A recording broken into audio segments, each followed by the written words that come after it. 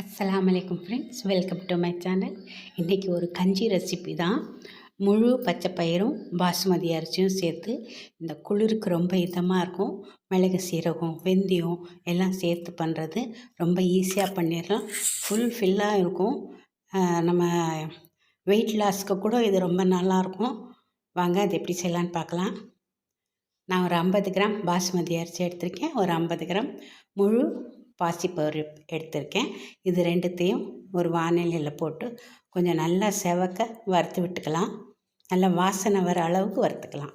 அப்போ தான் கஞ்சி வந்து ரொம்ப நல்லா டேஸ்ட்டாக இருக்கும். குடிக்கிறதே கஞ்சி டேஸ்ட்டாக குடித்தா தானே நல்லாயிருக்கும். பாருங்கள், நல்லா இதை வறுத்தாச்சு. கொஞ்சம் கலரும் மாறி வந்திருக்கு. இப்போ இதை எடுத்து ஒரு கிண்ணத்தில் நம்ம சேர்த்துக்கலாம்.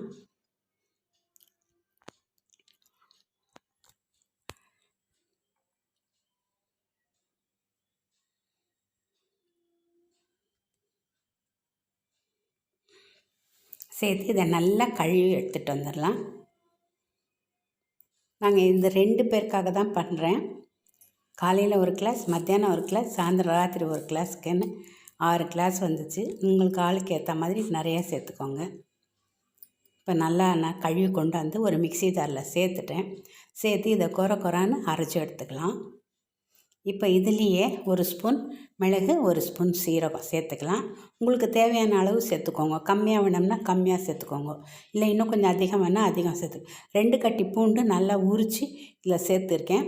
பூண்டு கூட அப்படி தான், உங்களுக்கு நிறைய பிடிக்கணும்னு நீங்கள் நிறையா சேர்த்துக்கலாம், ரொம்ப நல்லதாக இருக்கும். இப்போ அதே நம்ம கொரான்னு அரைச்சி கொண்டு வந்தாச்சு. இப்போ இதை ஒரு குக்கரில் சேர்த்துக்கலாம்.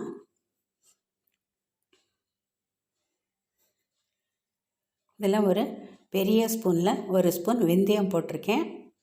எல்லாமே ரொம்ப ரொம்ப நல்ல பொருளுங்க, ரொம்ப ஹெல்த்தியான பொருளுங்க.